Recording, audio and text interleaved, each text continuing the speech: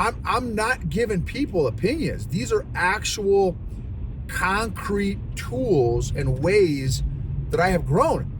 And so I can share that stuff with confidence. Now, that doesn't mean that how I have grown is going to be how you will grow.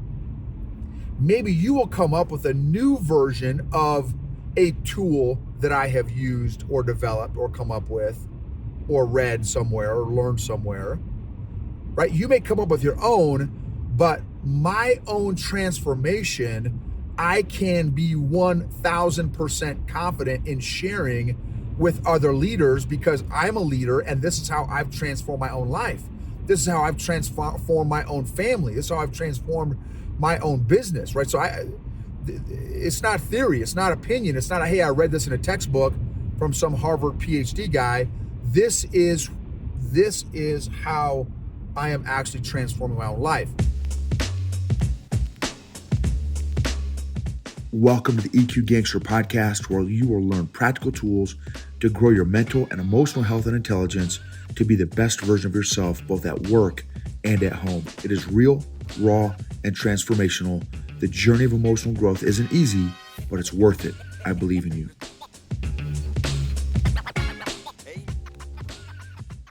This episode is sponsored by Classical Conversations. Since 1997, Classical Conversations has been equipping families like yours with the resources to homeschool with confidence, following a classical curriculum rooted in a Christ-centered worldview alongside other families in a local community. Homeschooling is doable with Classical Conversations. Check out classicalconversations.com/Gibbons for more information. Again, that's classicalconversations.com/Gibbons, Gibbens. EQ Gangsters just had an amazing couple coaching sessions. Want to share some insights.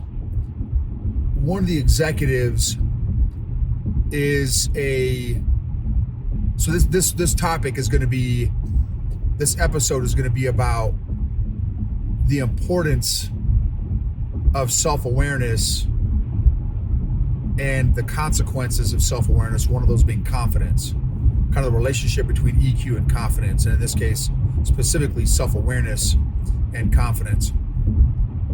This leader recently promoted to another senior position within the company and is still getting his leadership legs underneath him, just from a confidence standpoint.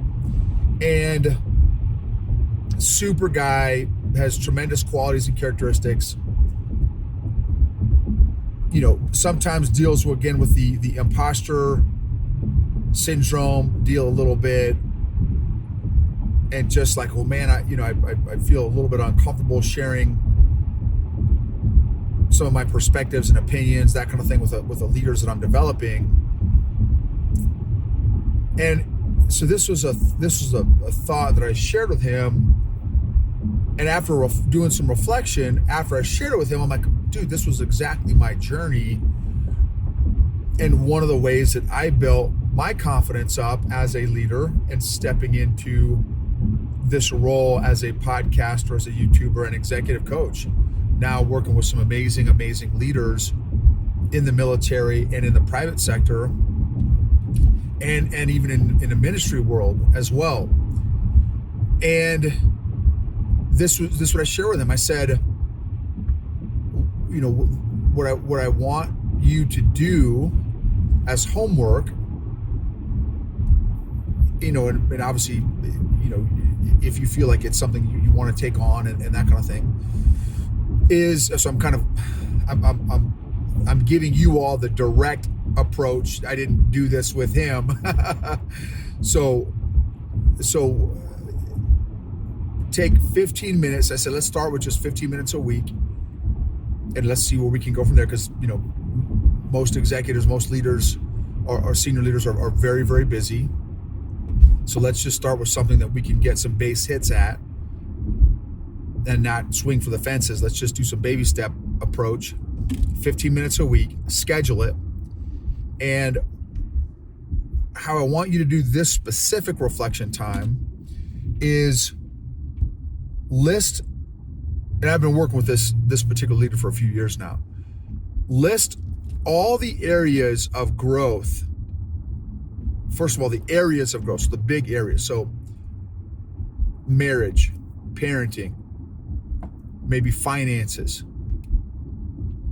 relationships, personal and professional, conflict, energy management, physical fitness, right? All these different areas.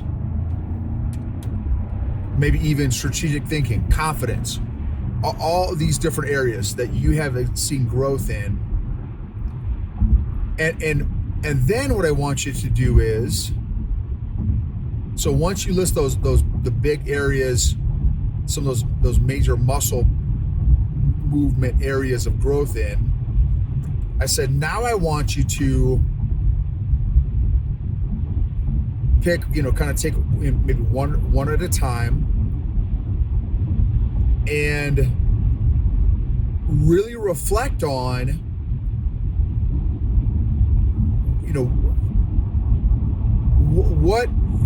how have you grown in those specific areas? So let me just use marriage for the sake of the conversation. So how has your marriage improved? I want the specific areas that you have seen growth, actual transformation occur from you in your marriage. So what I call them is proof of growth. What are the proofs of growth? If I were to challenge you and say, bro, how have you grown in the area of your marriage? I want you to be able to list to me the 3 areas, the 5 areas, the 10 areas, whatever those areas are in your marriage of how you've grown. Then I also want you to figure out exactly how that growth happened. How were you able to grow in those 3, 5, 10 different areas? The nuances. What are the nuances of how you've grown? And the steps. What were those steps that you took? Really study that growth that you have had in your marriage. And I want you to do that for every single area. Conflict, energy management, interpersonal relationships, emotional expression, expressing your emotions, boundaries, right? All the different areas, whatever all those areas are. And pay attention as you're doing this homework over the next months and year. Pay attention to how this exercise is affecting you, impacting you, and making you feel. So kind of take a step out of yourself and observe your journey and look at yourself from an outside perspective looking in. How is this journey affecting you? This homework exercise. Because I said that here's the deal. This is an EQ exercise. This is specifically a self-awareness exercise with the intention to increase self-mastery and I will tell you, because I said this is exactly the journey that I have done over the past 4 years now to grow ultimately my own confidence to do what I do. Now, having a podcast for 3 years and over 300 episodes and 1,000 plus listeners per episode, and now executive coaching with some some amazing, phenomenal leaders that are experiencing actual transformational growth from and through my relationship with them. Because, again, like I have a PhD in imposter syndrome, a PhD in self-sabotage, a PhD in self-condemnation, a PhD in self-hatred, a PhD in self-limiting beliefs, right? I've got PhDs in all those for decades. And so when I told him, I said, look, bro, this exercise has been transformational for me. This is the other thing too, I told him, I said, look, when you do this, I said, you will have content for days, weeks, months, years with which to develop your own leaders with. I said, and listen, bro, I said, none of this, so this work that you're going to do, this emotional work, this self-awareness work, this EQ work that you're going to do, none of this is opinion. This is the actual growth that you've had. This is the actual steps that you took to get there. This isn't opinion. This isn't this isn't some theory, some conceptual. The work that you're going to do is going to reveal the actual steps, processes, and growth that you have had in your own life over the past 3 years of intentional work that you've been doing. And I've been witness to it. And I could tell you all this stuff. I could do all this for you, but it's going to hit very differently than if you do this yourself. It's not for me to tell you. It's for you to discover this stuff about yourself. I said, think about how much more powerful when you come up with this stuff on your own. I said, it's just like me. Like, I have literally done this. I have a slide that I show when I'm doing some presentations and stuff, and also coaching leaders. I will show them. I've got 32 emotional dysfunctions on this one slide that I have had and struggled with for decades. At least 32. There's probably more, but I've got 32 specific, concrete areas of emotional dysfunction that I have had, and I can tell. In fact, I've done some LinkedIn posts and some Facebook posts on this, some of this stuff. Some of my failures. And a guy, one of the guys on LinkedIn said, well, because I said, well, I've got 90% less trigger. Just let's talk about triggers. I've got 90% less emotional triggers, and now my emotional triggers, when I do have them, probably once a quarter now, they go to a 4 or a 5, maybe an occasional 6, but I never go to a 10 anymore. And this guy kind of rebutted, and I had that for not just my emotional triggers, but for a lot of different areas, my people-pleasing addiction, and all these different areas that I have made some tremendous progress in. I put actual percentages in of how much I've grown, and he kind of rebutted back, well, how do you know it's actually 90% and not 20% or 27.3%? Like, how do you know you're not fooling yourself? And do you have some scientific thing that you've been tracking yourself with? Like, how do you know? And he's, his particular personality, it's the conscientious. For those who use the DISC model, he's a conscientious personality. For those who use the Personality Plus model, he's melancholy. So, which they want details. They want the details, the processes, the systems.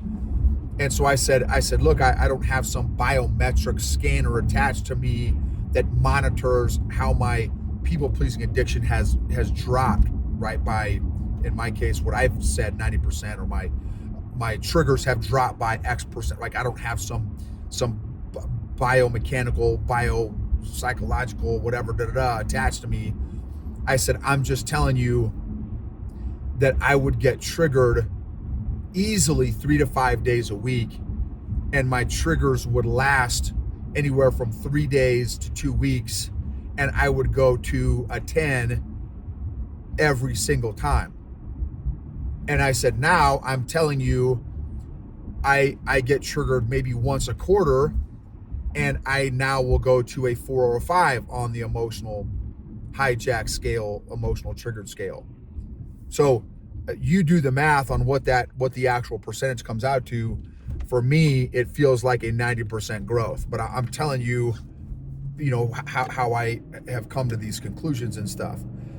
And then the people pleasing addiction. Anyway, so I gave him how I came up with that. So yes, and obviously, yes, it is subjective, and yes, it also is dependent on my own degree of self-awareness, my current degree of self-awareness. You know what I mean? To even be able to, to reflect and self-assess how I'm doing. But I also have proof of growth from my wife and daughter as well that can also give me feedback to confirm or deny whether or not I'm blowing smoke and like, no, you're still getting triggered once a day, whatever, right? Once a day or, that kind of thing. So I'm getting confirmation, not just for me, but also from my wife and daughter as well. Anyway, so, and I told this guy, I said, look, bro, what the impact of me being able to look at a slide with 32 different emotional dysfunctions that I had, and now 95% of them, or let's say maybe 90%, I have to do the math, 90% of them I don't have anymore, I don't struggle with anymore. And then the 10% maybe that I do still struggle with, or maybe 15%, again, I have to look at it, that I still struggle with, I struggle with them.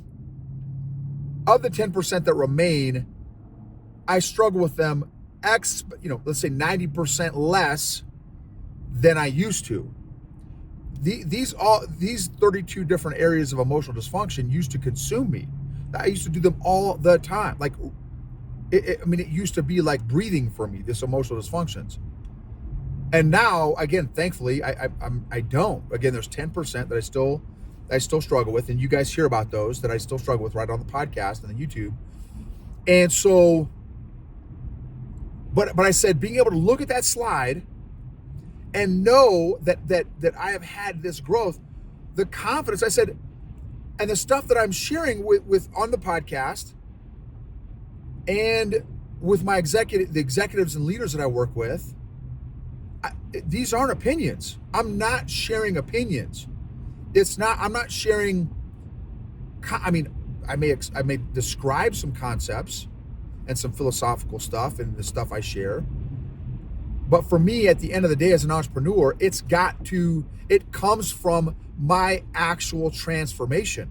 This is how I have reduced my people-pleasing addiction by, in my estimation, 90%. This is how I have dropped the frequency, intensity, and duration of my emotional triggers by 70, 80%, whatever it is, 90%, whatever the math comes out to be.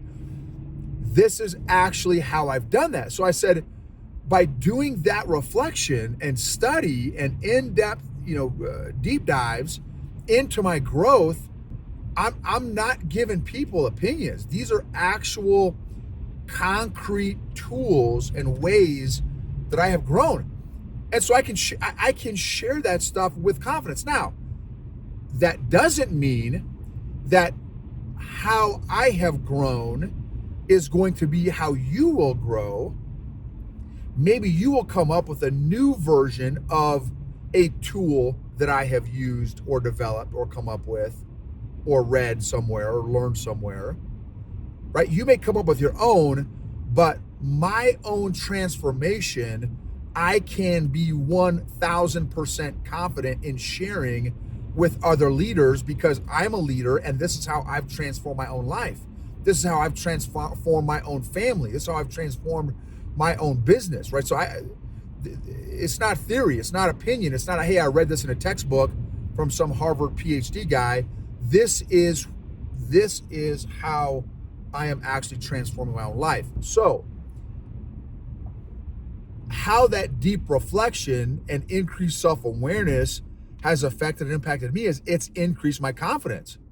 It's increased my boldness. It's increased and in my opinion, my ability to add value to other leaders because I can be confident in my own growth and because I've done this deep reflection, this study of my own journey. The other analogy that I gave him was, he's not a jiu-jitsu guy. He's an athlete. He's a machine, but he's not a jiu-jitsu guy. So I said, imagine if you, me, and then my jiu-jitsu professor were all sitting on a sofa together watching a UFC fight. So that's, for those of y'all not familiar, UFC, Ultimate Fighting Championship. It's mixed martial arts. It's this big giant sport about mixed martial arts. There's a lot of Muay Thai. There's a lot of Sambo. There's a lot of jiu-jitsu. There's a lot of, striking and boxing, and it's mixed martial arts, right? So it's a combination of different martial arts used in these fights. And so I said, so my professor, my old professor, he's been doing jiu-jitsu for 30 years, 4th degree black belt. I've been doing jiu-jitsu for 6.5 years. And then my leader that I'm working with, my client, has never done jiu-jitsu. I said, so if all three of us are watching the same fight, the same match, how are our takeaways going to be different? How are our observations going to be different? And he's like, bro, they'll be light years different. I said, I agree. I said, how? He said, well, I will have some very general observations. You will have some more specific observations, and your professor is going to have insane observations and nuances of what's going on. I said, that's exactly right. And I said, why do you think that is? He said, well, the amount of time invested into each of those areas is different. I said, exactly right. And I said, and then how do you think that translates to an actual match ourselves? So my professor going into a match doing jiu-jitsu, me going into a match doing jiu-jitsu, and you going into a match doing jiu-jitsu. What do you think my professor's level of confidence is? He's like unfazable, unflappable. It's like who he is. I'm like, that's exactly right. I said, how about me? He's like, well, probably very confident, but probably not to the level of your professors. I said, you're exactly right. I said, how about your confidence? He's like, I'm probably not confident at all because I have no idea what I'm doing. I said, exactly right. I said, so now take that to yourself. I said, these 15-minute a week reflection times, that's you rolling with yourself. The more, again, self-mastery. Right now, maybe you're a white belt with 3 stripes at yourself, at rolling with yourself and understanding yourself. But the goal, who should know you better than you? But most of us don't take the time to reflect on how we roll, on who we are, on how God made us, on how God wired us. So in order to lead others well, you've got to lead yourself well. But if you don't understand yourself, how can you lead yourself if you don't understand yourself? So I said, as you start to discover new insights, new epiphanies, new connections, new reflections about yourself, think about how that's going to affect and impact you personally, you as a leader, you as a husband, you as a father, and your journey. I'm like, bro, this is huge, right? And I think that the effectiveness of a more self-aware leader versus the effectiveness of a completely unaware leader are night and day. The chasm is massive. In fact, I would argue that at the head of any toxic organization or toxic culture are going to be a very unaware leader, a leader that has very low self-awareness. And if they do have self-awareness, if they are aware of of all their toxicity, they probably have very low self-management skills. They don't know how to manage their toxicness, which is also a percentage of leaders as well. So I don't know that there is a downside of a more self-aware leader. And again, this is how you can build confidence, and not just with all the ways that you've grown, but also the areas that you still need to work on. Crap, I still have a lot of work to do in this area, right? Or that area. But now you know you don't have to be afraid of it. For me, in jiu-jitsu, there's an aspect of jiu-jitsu called scrambles, right? There's where you get, sometimes you can put yourself in a situation where where in the middle of a round of a match, you can get in this scramble where it's anybody's game, right? It's anybody's, you're not exactly sure how it's going to end up because you're in the middle of this scramble, and they last for seconds. Like it's a very, very fast, very quick thing. And so for me, I don't like scrambles. I like to control my opponent's hips so that there isn't a scramble, because I'm big and slow and not super technical. So, and the scrambles wear me out physically very quickly, because it's a huge burst of energy in a very short time, and that's not my game. So I don't like to do scrambles. I don't like to put myself in a position where I'm doing scrambles with an opponent. And so, my game is very slow, very methodical, not a lot of quick movements, rarely.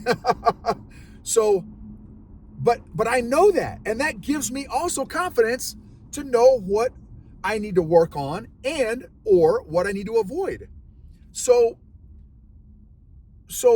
this intentional reflection time and growth and intention on doing a deep dive in the areas that you've grown in and still need to grow in, you're starting to understand getting some self-mastery, some insights into, oh, okay, this is what I did here, this is what I need to do here, right? So anyway, some thoughts there on the importance of intentional reflection, deep reflection, and as a result, an opportunity to grow your confidence and grow that self-mastery, which creates content with which to lead and grow and develop other people. If your growth process or journey has worked for you, it might work for others. Not that it will 100% of the time, but it might. And again, if nothing else, your growth can at a minimum sharpen those around you. There's a verse in the Bible, Proverbs 27:17, is iron sharpens iron, so one man, one woman sharpens another. So that's another thing to chew on. Would love to hear how your self-reflection journey is, and maybe what is your process to grow your own reflection time. What if you have a reflection process that you use? Thank you for being a part of this journey. Would love it if you would take 15 seconds, 20 seconds to rate and review the podcast, subscribe, maybe share an episode that's been impactful for you with a friend or a family member, or a YouTube episode that's really affected you or impacted you. Thank you so much.